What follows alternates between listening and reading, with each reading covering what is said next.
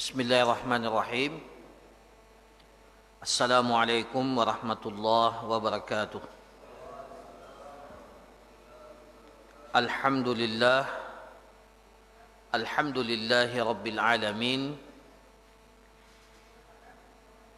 Wa bihi nasta'inu ala umurid dunya waddin. Wassalatu wassalam ala asyrafil anbiya'i wal mursalin. Nabiyyina Muhammadin wa ala alihi wa sahbihi wattabi'in wa man tabi'ahum bi ihsan ila yaumiddin, amma ba'du. Hadirin dan hadirat jamaah salat maghrib yang dirahmati oleh Allah Subhanahu wa taala. Alhamdulillah, tak henti-hentinya kita memuji, bersyukur kepada Allah Subhanahu wa taala yang masih berkenan memberikan kepada kita kesempatan, kesehatan, sehingga kita dapat melaksanakan tugas kewajiban beribadah kepada Allah Subhanahu wa taala. Kemudian sebagaimana biasanya pada malam hari ini kembali kita akan melanjutkan kajian kita dalam bab atau dalam kitab fikih muamalat, di mana pembahasan kita pada malam hari ini adalah pembahasan bab yang ke-15. Yang lalu telah kita jelaskan terkait dengan hukum-hukum wadi'ah atau harta titipan, amanah yang dititipkan kepada seseorang. Dalam pembahasan yang ke-15 ini pembahasannya adalah fil ghasab, terkait dengan al-ghasab. Apa itu ghasab? Apa hukum-hukum yang terkait dengan ghasab? InsyaAllah kita akan jelaskan pada malam hari ini. Yang pertama jamaah sekalian, definisi ghasab. Apa itu al-ghasab? Kita sering dengar kata ghasab.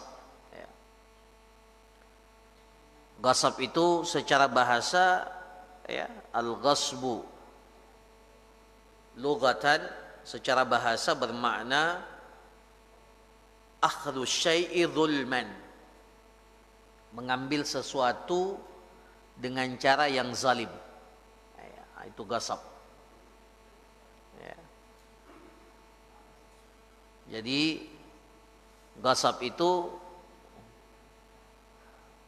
akhdhu syai'i zulman secara bahasa, dan kira-kira makna ghasab secara peristilahan dekat dengan makna bahasa ini. Jadi ghasab itu adalah akhdhu syai'i zulman, mengambil sesuatu dengan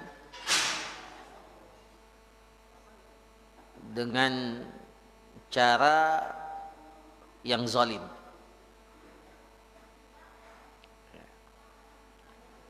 Adapun secara peristilahan syar'i, maka ghasab itu adalah di sini dikatakan al-istila ala haqqil ghairi zulman wa udwanan bi ghairi haqqin. Hampir mirip dengan pengertian bahasanya. Jadi ghasab itu adalah al-istila, menguasai, mengambil. Al-istila ala haqqil ghair, mengambil dan menguasai hak orang lain. Mengambil, menguasai sesuatu yang menjadi hak orang lain. Zulman wa udwana, dengan cara yang zalim dan dengan cara paksa. Bighairi haqqin, bighairi haqqin, tanpa didasari oleh sesuatu yang dibenarkan oleh syariat. Nah, ini para jamaah sekalian, jadi ghasab ini adalah menguasai, mengambil apa yang menjadi milik orang lain dengan cara paksa dan dengan cara zalim tanpa ada landasan yang dibenarkan.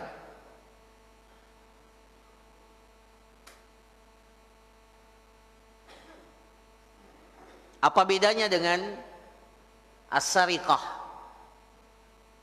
Jadi ghasab, ada ghasab, ya ghasab itu ya seperti ini, merampas ya. Mungkin bahasa yang lebih dekat dengan bahasa kita, merampas hak orang lain, nah, itu ghasab. Ya. Nah, apa bedanya dengan as-sariqah, mencuri?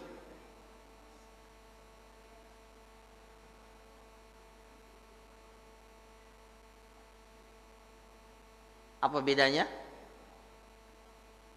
Kalau mencuri itu as-sariqah, memang juga mengambil hak orang lain tanpa kebenaran. Itu dia. Betul. Jadi as-sariqah itu dia mengambil, tetapi tidak dengan cara memaksa, apalagi dengan cara yang zalim. Dia mengambilnya secara sembunyi-sembunyi. Fi hirzin mithlihi, pada tempat penyimpanan barang itu. Ya, jadi memang kalau pencuri itu tidak mau ditahu. Ya, kalau ada pencuri, ya itu bukan pencuri itu. Kalau pencuri, ya. Tapi kalau ada orang yang mengambil harta orang lain terang-terangan dengan cara yang zalim tanpa ada alasan kebenaran, ya, bahkan pemilik hak itu juga tahu betul, maka itu namanya ghasab. Nah, itu bedanya. Tanpa dilandasi adanya kebenaran. Jadi tidak ada landasan yang membenarkan itu. Karena ada pengambilan secara paksa dan dibenarkan dalam syariat. Nah, ini untuk membedakan ghasab dan bukan ghasab. Jadi ada para jamaah sekalian mengambil paksa harta orang lain, ya, mengambil paksa harta orang lain, tetapi pengambilan secara paksa itu dibenarkan oleh syariat. Ya. Siapa yang bisa kasih contoh?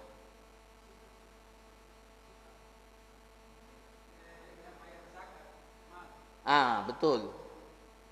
Jadi dalam syariat kita, salah satu di antara hukuman bagi orang yang tidak mau membayar zakat, ya, ini bagus, ini diterapkan di, harusnya KPK itu kerjanya ini juga nih, ya. Atau apa ya? Jadi ada badan, ya, yang memang diberikan wewenang oleh pemerintah untuk memberikan hukuman kepada orang yang tidak bayar zakat. Itu dulu para jamaah sekalian di zaman Nabi SAW. Kalau ada orang yang tidak membayar zakat, apa kata Rasulullah? Inna akhiruha wa syatra malihi. Pasti kami akan mengambil zakat itu. Ya, jadi itulah pentingnya punya kekuasaan. Ya. Inna akhiruha, pasti kami akan mengambil harta zakat itu. Tapi ditambah lagi, hukumannya apa? Wa syatra malihi, dan setengah harta yang dia miliki. Jadi dahulu orang tidak bayar zakat itu merasa selain memang motivasi ibadah, tapi juga ada apa ya? Ada ancaman. Ya, jadi ancamannya bukan hanya di akhirat, tapi ancamannya juga ada di dunia. Karena memang kalau seperti zakat ini memang hukum asalnya kita tidak suka bayar zakat. Itu hukum asalnya. Ya, jadi memang kalau tidak bayar, maka kata Nabi, inna akhiruha wa syatra mali. Pasti kami akan ambil harta zakat itu. Zakatnya berapa? Tapi lebih daripada itu, setengah hartanya juga disita. Diambil. Dikasih masuk ke Baitul Mal, bukan untuk orang yang mengambil, masukkan ke Baitumal Muslimin. Ya. Jadi alhamdulillah akhirnya orang bayar zakat. Ya. Nah, coba seperti itu juga kan bagus. Begitu pula ada juga pengambilan secara paksa dan dibenarkan di dalam syariat. Contohnya apa? Contohnya, ketika orang yang berutang, dia punya utang, dan dia sebenarnya mampu membayar utangnya, tapi dia tidak bayar. Ya? Akhirnya dilaporkan ke hakim, qadhi, pengadilan. Maka setelah diingatkan, bahkan sebagian para ulama, orang yang seperti ini boleh dipenjara. Ya, boleh dipenjara supaya dia segera melunasi utangnya. Tapi kalau sudah dipenjara juga dia tidak mau bayar juga, maka boleh diambil hartanya secara paksa untuk melunasi utangnya. Jadi diambil juga secara paksa. Ya. Tapi dengan landasan yang benar. Kalau ada suami yang seke, dia tidak kasih nafkah istrinya, boleh enggak istrinya kita gitu yang bilang boleh.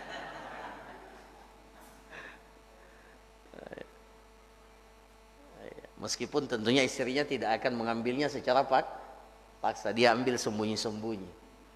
Tapi dibolehkan dalam syariat. Nah ini tapi persoalan lain. Nah ini yang kita maksudkan ini adalah bahwa ada juga ternyata, makanya dalam definisi ghasab ini ditambah bighairi haqqin, tanpa ada alasan yang membenarkan. Karena memang ada pengambilan harta secara paksa dan dibenarkan dalam syariat. Nah, itu contohnya tadi dua kita sebutkan. Nah, ini para jamaah sekalian. Nah, apa hukum ghasab ini? Hukumnya jelas haram. Ya. Hukumnya jelas haram dengan kesepakatan, ijma', konsensus para ulama, haram. Ya. Apa dalil pengharamannya? Banyak sekali. Ya. Rasulullah dalam Al-Quran Allah Subhanahu Wa Taala berfirman, "Wala ta'kulu amwalakum bainakum bil batil." Jangan kalian memakan harta di antara kalian dengan cara yang batil, dan mengambil paksa harta orang lain dengan cara yang zalim itu termasuk mengambil harta orang lain dengan cara yang batil, meskipun tidak dimakan ya. Ini wala ta'kulu amwalakum. Berarti kalau diambil hartanya tapi tidak dimakan boleh? Tidak. Ini maksudnya ya, contoh saja ya. Kalau diambil harta orang lain kemudian dimakan dengan cara yang dengan cara mengambilnya dengan cara yang batil, itu dilarang, baik dimakan ataupun tidak dimakan. Ya. Cuma ayat ini menceritakan hal yang terjadi. Mayoritas itu mereka ambil harta orang lain dengan cara paksa, itu dengan tujuan untuk memakan harta itu. Kemudian dalam hadis Rasulullah sallallahu alaihi wasallam bersabda, la yahillu malu mri'in muslim illa bi tibi nafsin minhu. Tidak halal harta seorang muslim diambil kecuali dengan hati yang dengan jiwa yang lapang, illa bi tibi nafsin minhu. Ya. Jadi itu hukum asalnya. Tidak boleh kita mengambil harta orang lain kecuali ketika dia menyerahkan hartanya itu dengan apa? Biti binafsim minhu, dengan perasaan ya, hati jiwa yang tenang ya, menyerahkan harta itu, atau memang ada sesuatu yang dia dapatkan sebagai imbalan dari harta yang dia serahkan. Nah, itu prinsip asalnya. Ya, tapi kalau tidak ada imbalan, kalau tidak ada sesuatu, ya, maka hukum asalnya tidak boleh dipaksa. Ya, tidak boleh dipaksa. Ya, seseorang itu diambil hartanya dengan cara dipaksa. Ya, bahkan tidak halal. Ya. Nah, bahkan Rasulullah Sallallahu Alaihi Wasallam bersabda, ya, man iqtata'a shibran minal ardi zulman, ya, tawaqahu atau tuwiqahu yaumal qiyamati min sab'i aradin. Min sab'i aradin. Barang siapa yang mengambil paksa dengan cara yang zalim. Barang siapa yang mengambil paksa tanah orang lain. Ya. Walaupun shibran itu sejengkal. Ini baru sejengkal. Ada yang ngambil paksa 1 meter, ada yang 2 meter, ada yang 10 hektar.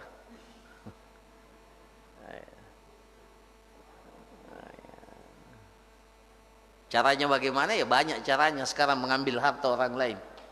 Dia buatkan sertifikat yang lain lagi. Ya, kemudian dia tuntut di pengadilan dan ternyata menang. Bisa kan seperti itu? Ya. Jadi ini juga sama. Nah, diancam oleh Rasulullah, maniktata'a, siapa yang mengambil sejengkal tanah milik orang lain dengan cara yang zalim, tuwiqahu yaumal qiyamati min sab'i aradin, maka nanti pada hari kiamat orang itu akan ditindih dengan 7 lapis bumi. 7 lapis sab'i aradin. Jadi sejengkal yang diambil.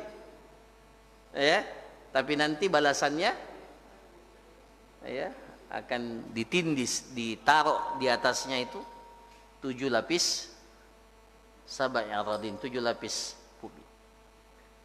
Nah, ini bahayanya kita melakukan atau mengambil harta orang lain dengan cara yang ghasab, apalagi kalau harta itu adalah sejenis tanah. Jadi hati-hati para jamaah sekalian. Jadi kalau ukur kita nata, sebaiknya dilebihkan atau dikurangi? Maksudnya tanah kita. Iya, kalau dibilang ini batasnya, kasih anu ke sedikit. Jangan sampai itu tanahnya orang lain. Biasa itu kalau mau matok, nah bilang di sini mau dipatok, tapi nak kasih miringi patoknya. Iya. Hah? Iya, baru sudah kasih lurus. Jadi hati-hati. Ya. Walaupun sejengkal, ya. Hati-hati ya yang punya kapling ini. Ya. Ini ancamannya seperti itu. Nah, ini juga berlaku secara umum pada hal yang lain. Cuma dicontohkan ya, tanah ini. Jadi pada hakikatnya ghasab itu adalah sesuatu yang diambil dengan cara yang paksa, ya, tanpa ada alasan yang benar. Nah, kemudian ya ini kalau kita pernah melakukan kezaliman kepada saudara kita atau kepada siapapun, maka hendaknya kita minta kehalalannya dulu sebelum kita meninggal dunia. Ya, Rasulullah Sallallahu Alaihi Wasallam kalau pernah ya melakukan itu, Rasulullah Sallallahu Alaihi Wasallam bersabda, "Man kanat lahu mazlamatun li akhihi min 'irdihi aw syai'."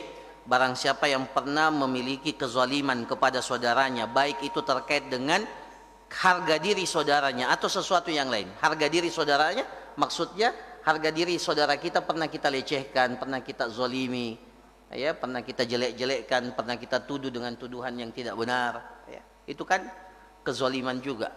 Ya. Ataupun yang lainnya kita ambil hartanya, kita pernah pukul dia, ya. Falyatahallalhu minhu al-yaum, hendaklah dia meminta kehalalannya. Apa meminta kehalalan? Maksudnya meminta maaf. Falyatahallalhu minhu al-yaum qabla alla yakuna dinarun wala dirham. Sebelum tiba masanya, dinar dan dirham itu tidak lagi bermanfaat. Jadi ada masanya Anda punya uang, tapi uang itu tidak lagi memiliki manfaat, tidak bisa menebus kesalahan kita. In kana lahu amalun salih ukhidha minhu biqadri mazlamatihi.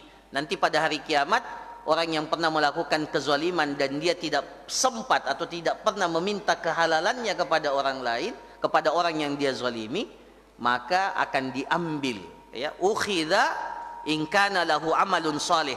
Kalau orang yang menzalimi ini memiliki amal saleh, ya, amal saleh, maka amal solehnya itu ditransfer kepada orang yang dizoliminya sesuai dengan kadar kezolimannya.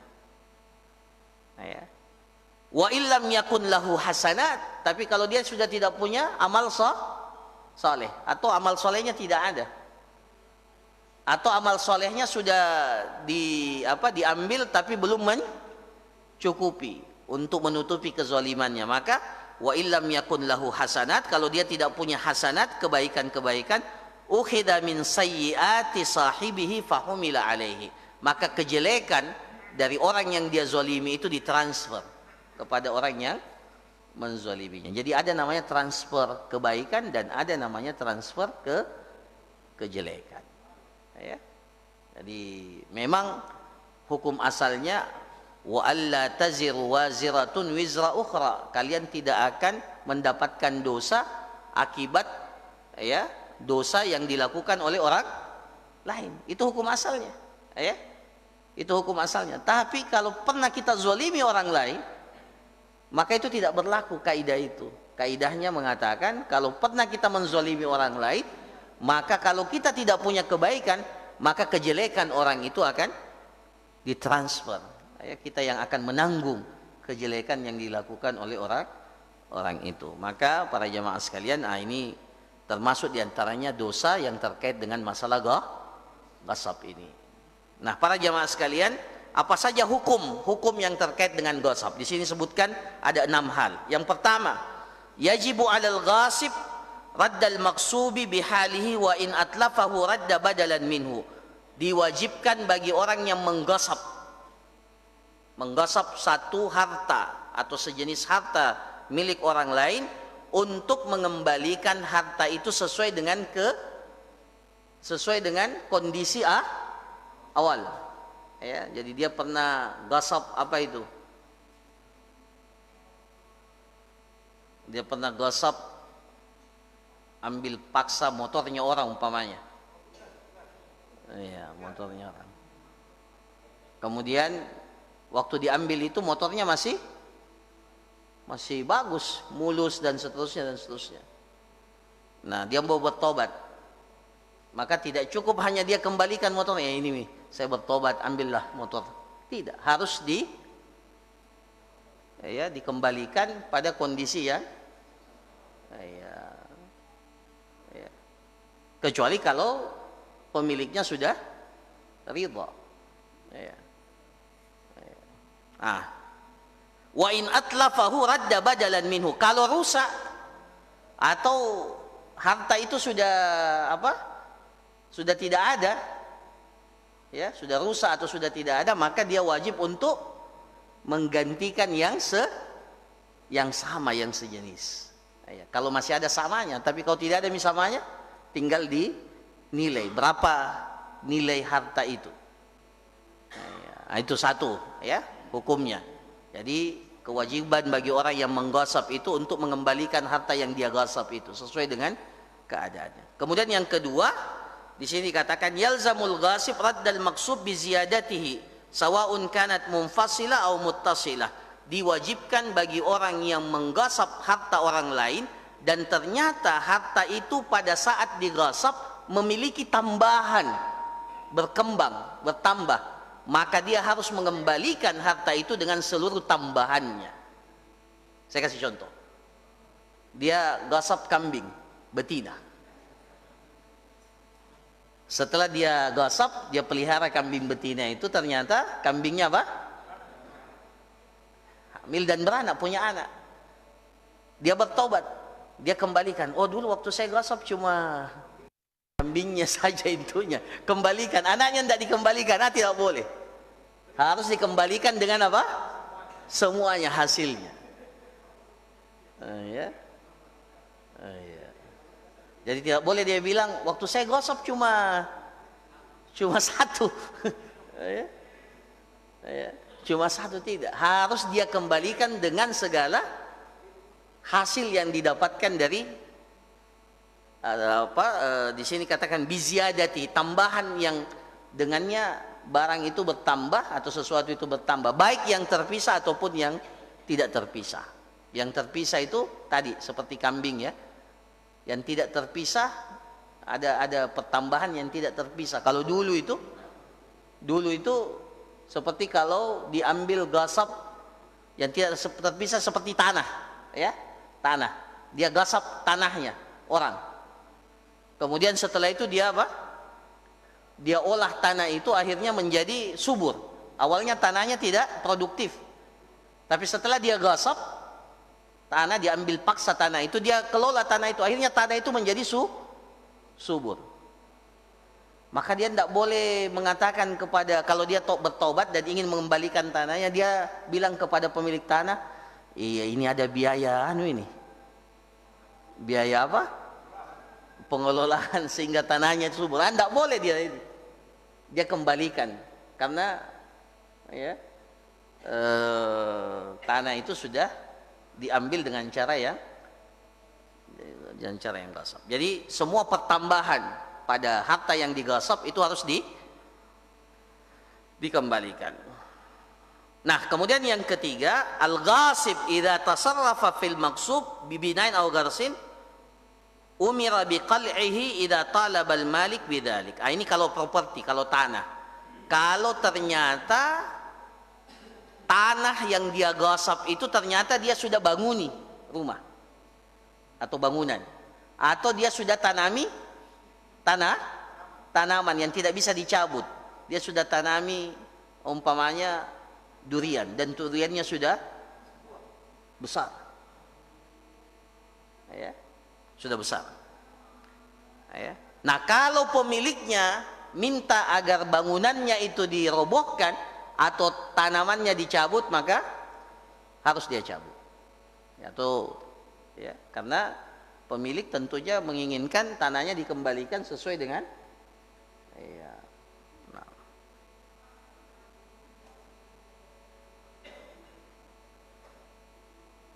Itu yang ketiga. Yang keempat, al-maqsub idza taghayyar au qalla au rakhus. Ini sebenarnya sudah kita jelaskan tadi. Barang yang digasab, harta yang diambil secara paksa, kalau ternyata terjadi perubahan, baik dia menjadi lebih sedikit atau ternyata harganya semakin menyusut, ya, semakin menyusut menjadi lebih murah, maka selisihnya itu harus ditanggung oleh siapa? Orang yang menggasab. Ya, seperti tadi kita contohkan, motor digasab, mobil dia gasab, ya. Setelah dia pakai ternyata mengalami penyusutan, maka semua penyusutan itu menjadi tanggung jawab siapa? Al-ghasib, orang yang menggasab tanah itu.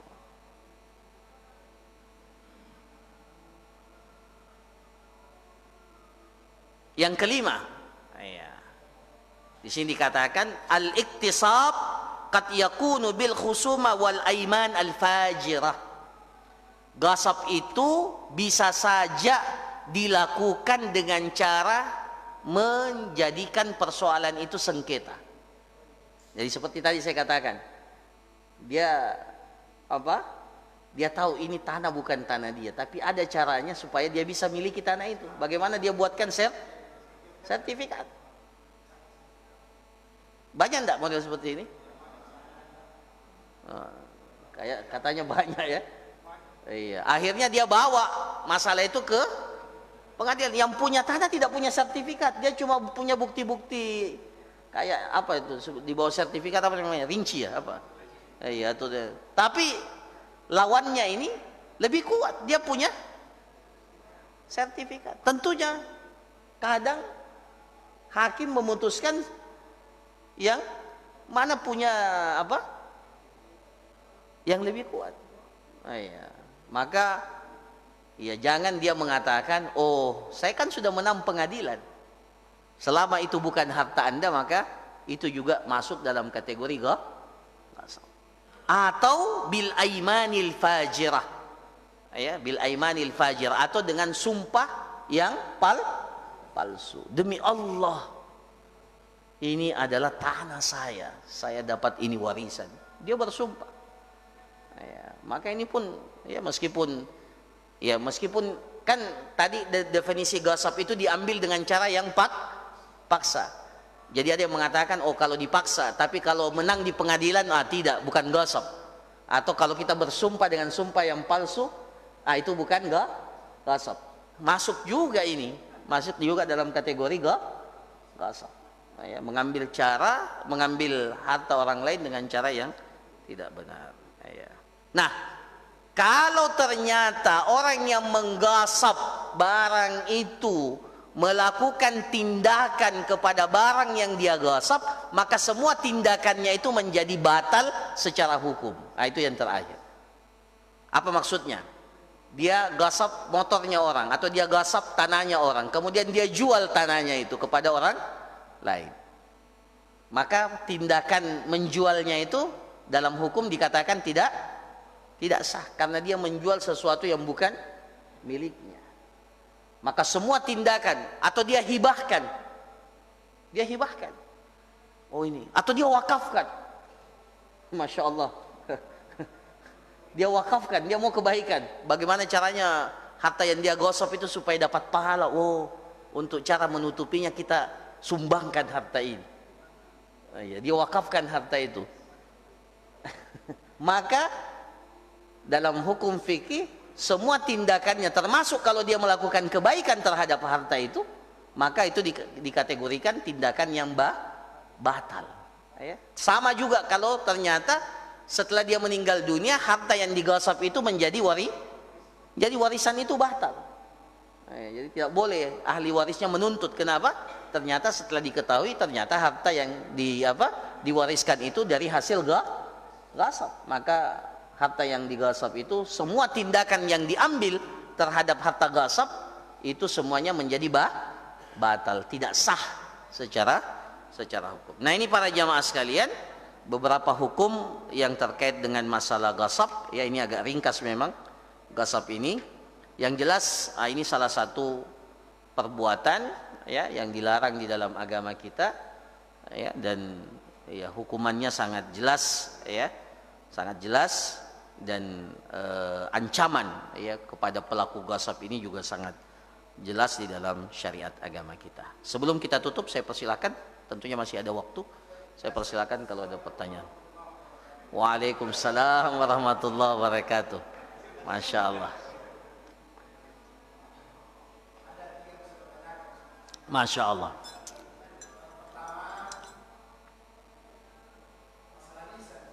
Masalah arisan.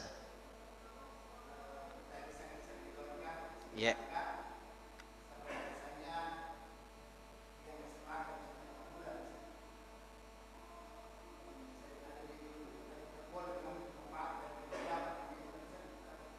Maksudnya? Iya, ya, kemudian?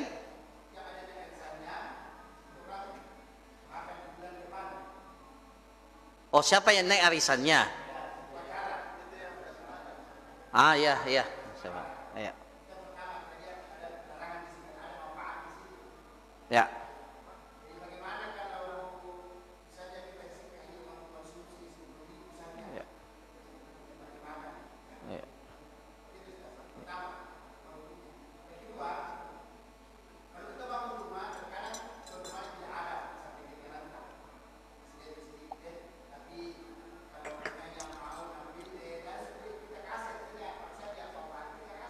Maksudnya apa itu yang kedua?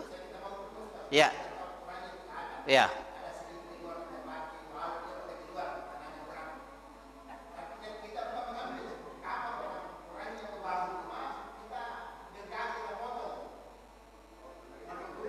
Oh, ya, ya, ya, ya, ya, ya.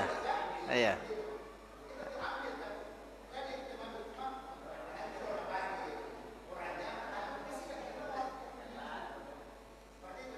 Maksudnya saya dapat ya, miliknya tetangga. Balok ini miliknya tetangga. Oh, iya, iya, iya, betul, betul.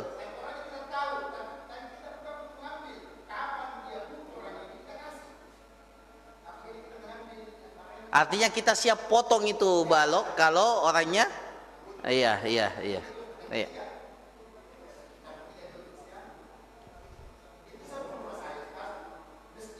Iya.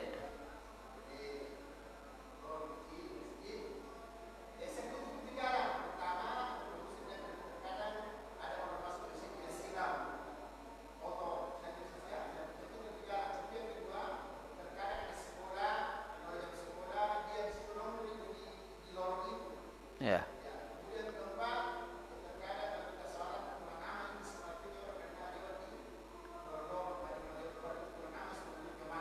Ya.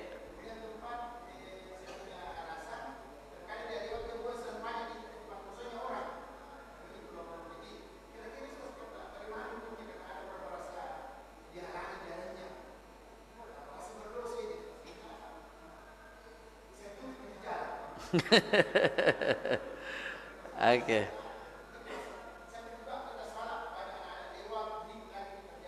Iya. Ya. Masya Allah. Yang pertama arisan, ya. Jadi memang sebaiknya kalau arisan itu memang sebaiknya ya kalau ada itu ada uang konsumsinya memang disisihkan. Jadi minimal tidak ada syubhat apa setiap itu kan arisan sebenarnya para jamaah sekalian. Itu akad apa itu arisan? Utang. Kita memberikan pinjaman sama orang. Ya karena ada uang yang kita berikan kemudian dikumpul kemudian ya dan setelahnya kita berutang kalau naik giliran kita. Sebagian orang ikut arisan naik mi gilirannya, nah lupa mi. Ya, apalagi kalau naik yang pertama. Makanya banyak yang tidak komitmen itu dengan arisan. Nah, jadi kan memang kaidahnya kalau akad utang piutang itu kalau ada manfaat yang didapatkan maka kullu qardin jarra naf'an fahuwa riba. Semua akad utang piutang yang dengannya dia mendapatkan manfaat dari akad utang piutang itu maka masuk dalam kategori riba. Nah, maka untuk menghindari itu memang sebaiknya ada konsumsi. Kecuali kalau ternyata memang orang itu sudah terbiasa dengan menjamu orang lain. Dia bikin acara di rumahnya dan seterusnya. Maka menjamu orang kan hukum asalnya boleh. Rasulullah SAW kalau berutang kalau dia berutang Rasulullah bilang Rasulullah kalau berutang dia kembalikan utangnya itu dalam keadaan yang lebih baik. Bahkan itu sunnah ya para jamaah sekalian, itu sunnah. Jadi kalau kita berutang 1 juta kembalikan 1 juta dan bawakan dia apakah biskuit atau apa selama tidak dipersyaratkan. Jadi Rasulullah katakan khairun nasi ahsanuhum qada'a. Sebaik-baik orang itu yang ketika membayar utangnya dia membayarnya dalam bentuk yang lebih baik selama tidak dipersyaratkan. Jadi dia tidak dipersyaratkan tiba-tiba dia bikin apa? Dia bikin jadi itu. Itu yang pertama. Kemudian yang kedua, hukum asalnya memang tidak boleh kita menancapkan apa? Mungkin tidak hadir di pekan yang apa itu? Waktu kita baca syuf'atul jar namanya. Jadi ada namanya syuf'atul jar. Syuf'atul jar itu ketika kita bahas itu ada hadis ya ini, Rasulullah SAW mengatakan la yamna jarun jarahu an yagrisa khasyabatan fi jidarihi. Jadi tidak boleh seorang tetangga melarang tetangganya untuk menancapkan kayu di dindingnya. Tidak boleh dilarang karena itu hak tetangga. Tapi kalau sudah lewat sudah masuk wilayahnya ini kan ada dinding yang apa istilahnya kan? Dinding sama-sama. Apalagi kalau rumahnya apa itu? Kalau di perumahan sekarang kan rumahnya apa itu dempet ya? Maka hukum asalnya tidak apa-apa, tidak boleh dilarang kalau ada yang mau menancapkan apa di situ di pembatas itu. Tapi kalau sudah lewat sebenarnya berarti harus minta izin. Harus minta izin. Kalau diizinkan maka boleh. Tapi kalau tidak sebaiknya jangan dilakukan. Meskipun kita niat kapan dia suruh potong karena ada hukum asalnya. Hukum asalnya ya tidak boleh kita melebihkan karena itu kan bukan wilayah kita. Sama juga kalau kita punya pohon mangga. Lewat tanahnya orang atau rumahnya orang. Daunnya jadi kita kasih ketika berbuah mangganya, tidak pernah kasihan tetangganya. Tetangganya cuma dapat apa? Sampahnya, daunnya. Itu juga saya. Para jamaah sekalian, hak-hak tetangga itu luar biasa dalam Islam. Sampai-sampai Jibril mengatakan, Nabi SAW mengatakan, saking seringnya Jibril datang mewasiatkan tentang tetangga, saya menyangka, Rasulullah mengatakan, saya menyangka jangan-jangan tetangga ini mau dapat warisan. Iya, jadi awalnya Rasul menyangka seperti itu. Ya. Jadi saking mulianya tetangga itu. Nah, kemudian yang apa tadi? Yang ketiga, ini tinggal dilihat. Pertama, apakah dia jalan umum atau bukan? Kalau bukan jalan umum, maka tergantung kesepakatan semua pemilik yang tinggal di jalan itu. Ya. Atau kalau ternyata jalan itu memang kita yang punya, lorongnya itu kita yang punya, ya, dan bukan jalan umum, maka boleh, tidak ada masalah. Namanya kita yang punya. Kalau tapi kalau jalan umum, maka tidak boleh kita melarang untuk lewat di jalan umum itu. Ya. Yang penting ya tidak bisa kita hukumi, nanti dilihat ini jalan umum atau bukan. Ya. Ya, kalau jalan umum ya hukum asalnya tidak boleh kita melarang orang untuk lewat di jalan umum itu. Ya. Ya? Oke. Ya, silakan pertanyaan yang lain.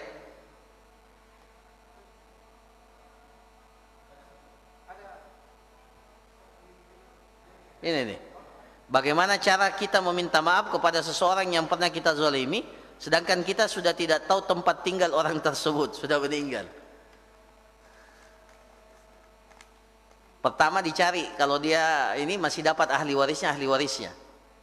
Jadi kalau pernah kita ambil hartanya orang lain dengan cara yang zalim, maka kembalikan itu dan diberikan kepada siapa ahli warisnya kalau masih dapat. Tapi kalau ternyata ahli warisnya pun kita tidak dapat, maka kita tinggal bersedekah senilai apa itu yang kita ambil, kemudian apa kita niatkan untuk orang yang kita zalimi itu.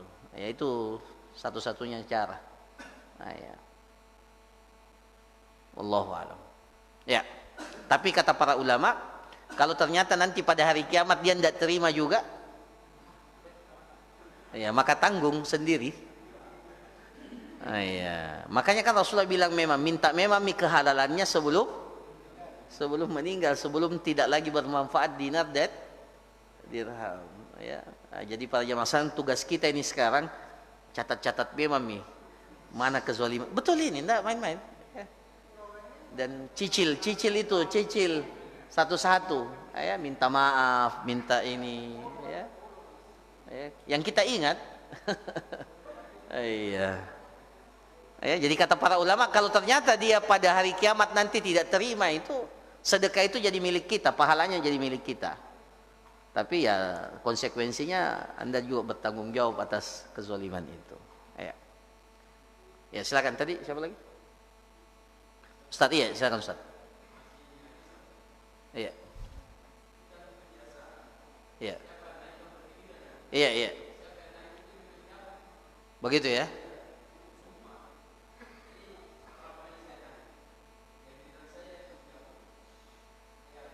Besok yang giliran berikutnya. Jadi semuanya dapat. Iya, semuanya dapat. Dan dipersyaratkan itu.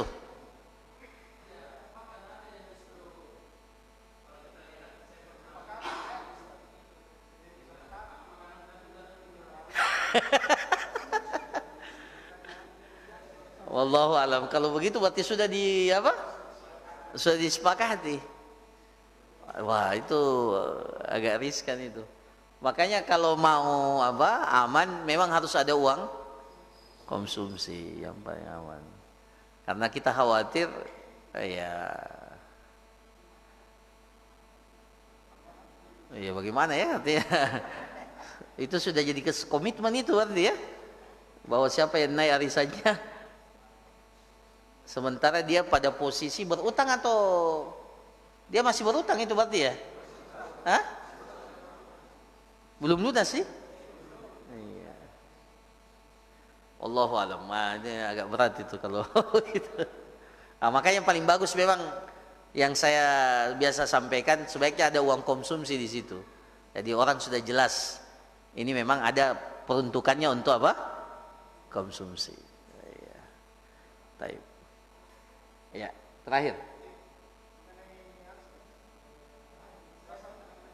Ya.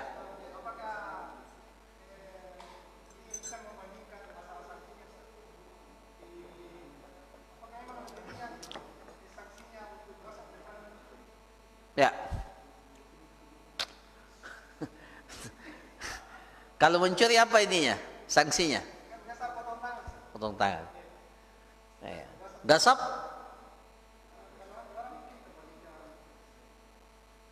Bedanya karena gasap itu apa? Terang-terangan. Nah, ini para jamaah sekalian yang dirahmati oleh Allah. Gasap ini justru lebih besar ininya, hukumannya. Kalau dianggap sudah seperti merusak, menyebabkan rasa tidak aman di satu daerah, maka boleh dihukum seperti haddul hirabah. Tahu haddul hirabah? Orang yang merusak. Tapi yang merusak di bagaimana itu? Innal ladzina yas'auna fil ardi fasada an yuqattalu, dibunuh, au yusallabu, boleh juga dibunuh dengan cara disalib, au tuqatta'u aydihim wa arjuluhum min khilaf, boleh juga satu tangannya dipotong dan kaki disilang. Ah, itu yas'auna fil ardi fasada. Kalau sudah menyebabkan seperti begal itu, ini mohon maaf, begal itu kalau dalam Islam itu hukumannya bukan hanya sekedar kalau sudah sampai membunuh orang atau mengambil harta orang lain dengan cara seperti itu, kan dia sudah bunuh orang, kemudian diambil lagi apa? Ya. Katanya di Medan ini sekarang, itu sudah orang merasa tidak aman kalau keluar malam-malam. Nah, itu memang harus tegas hukumannya. Ya. Nah, orang yang seperti itu dalam Islam, kalau dalam Islam, itu hukumannya bukan hanya sekedar dibunuh dengan cara disalib atau dibunuh dipotong, tergantung macam, ada berapa itu ya, atau diusir ya, ada 4 pilihan dalam ayat hirabah itu. Jadi gasab itu kembali kepada pemerintah, wali yang melihat apa hukuman yang pantas untuk gasab ini. Tapi secara hukum asal hartanya itu ya seperti yang kita jelaskan. Adapun hukumannya namanya takzir. Takzir itu tinggal nanti hakim yang melihat mana yang lebih tepat untuk orang itu. Bukan tidak ada hukumannya. Ini kan pelanggaran ini. Kalau dibiarkan tidak ada konsekuensinya, saya bilang tidak apa-apa jika gasab, yang penting nanti kita kembalikan kan. Ya boleh seperti itu. Saya kira demikian para jamaah sekalian. Barakallahu fikum, jazakumullahu khairan. Subhanakallahumma rabbana wa bihamdik, asyhadu an la ilaha illa anta, nastaghfiruka wa atubu ilaik. Wa sallallahu ala nabiyyina Muhammad wa ala alihi washabihi ajmain. Assalamualaikum warahmatullahi wabarakatuh.